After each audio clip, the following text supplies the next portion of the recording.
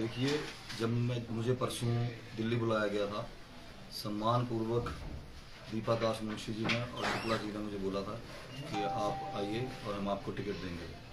और मैंने अपने सभी साथियों से बातचीत करके, जितना भी मेरे समर्थक हैं, एम्प्लॉयज़ हैं, उनसे बातचीत करके मैंने ये डिसीज़न लिया और हमीरपुर के हित के लिए ये डिसीज़न लिया था, लोगों के हित के लिए ये डिसीज़न लिया था। कोई मेरा इसमें कोई पर्सनल एजेंडा नहीं था। जिस हिसाब से मुझे लगा, मेरे समर्थकों को लगा, मैंने उसी हिसाब से ये डिसीज़न लिया था। उस समय मेरी बात दिल्ली में ये हुई थी कि आपका टिकट फाइनल है, आप अपना नॉमिनेशन भरें। मैं आया, वापस आया, और जब मैंने कल नॉमिनेशन भरा, मैंने तब भी 11 बजे, करीब 2-2:30 बजे मैंने नॉमिनेशन भरा था। 11 बजे मैंने फिर से हाईकमान से बात की और मैंने उनसे पूछा कि कृपा करके आप मुझे ये बताएं कि या लिस्ट जारी कर दें। तो उन्होंने बोला कि लिस्ट 4 बजे तक आ जाएगी, आपका टिकट फाइनल है, आप अपना nomination INC Indian national Congress से भरिए।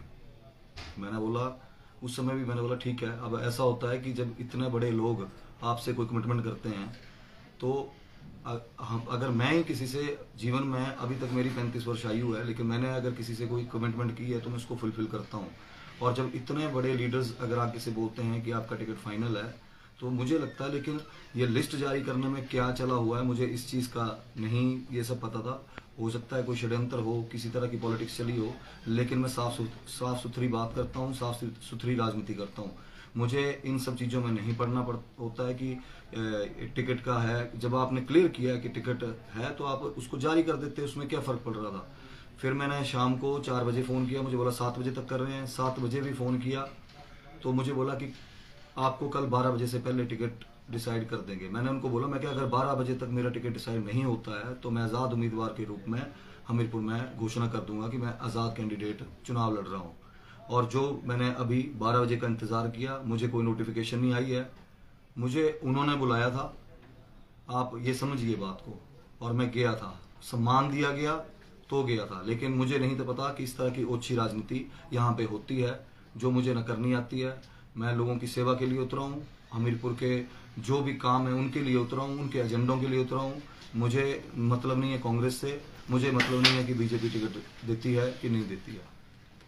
ऑफर मिला आपको, ऐसा क्या हो गया 24 घंटे में? ऑफर में कौन बाधा बन गई, यहाँ से क्या ये मुझे नहीं पता। हो सकता है कोई बड़ी लीडरशिप हो जो नहीं चाहते हो कि हमीरपुर से कोई भी नया लड़का सामान्य परिवार से खड़ा होके आए और जो लोगों की सेवा में करे।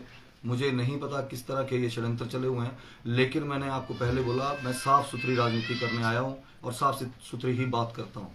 आशीष जी, आपने OPS और 2 मुद्दों, अग्निपथ और OPS, जो बड़े मुद्दे हैं चुनाव में, उनको समर्थन दिया है। आजाद लड़ेंगे तो क्या स्टैंड रहेगा? मैंने OPS का हर समय समर्थन किया है और मैंने हमेशा ये बात बोली है कि अगर विधायकों को पेंशन है तो एम्प्लॉयज़ को भी पेंशन होनी चाहिए। और अगर आप पेंशन नहीं दे सकते तो अपनी भी पेंशन आप छोड़िए, क्योंकि आप जब समाज में एक पब्लिक फिगर हैं, आप लोगों के बीच में जाते हैं, आपके ऊपर ये प्रश्न चिन्ह लगता है कि आप क्यों पेंशन ले रहे हैं, जब आप चाहे 5 दिन के लिए विधायक बन रहे हैं या 1 महीने के लिए बन रहे हैं। और जो एम्प्लॉयज़ पूरा जीवन अपना 30-30, 35-35 वर्ष देश की सेवा कर रहे हैं, राज्य की सेवा कर रहे हैं, इसलिए यह मुद्दा जायज़ था और मैंने इस मुद्दे का समर्थन किया था और आज भी कर रहा हूं कि अगर आज़ाद उम्मीदवार के रूप में अगर मैं जीतता हूं तब भी मैं OPS को समर्थन दूंगा ही दूंगा। धन्यवाद।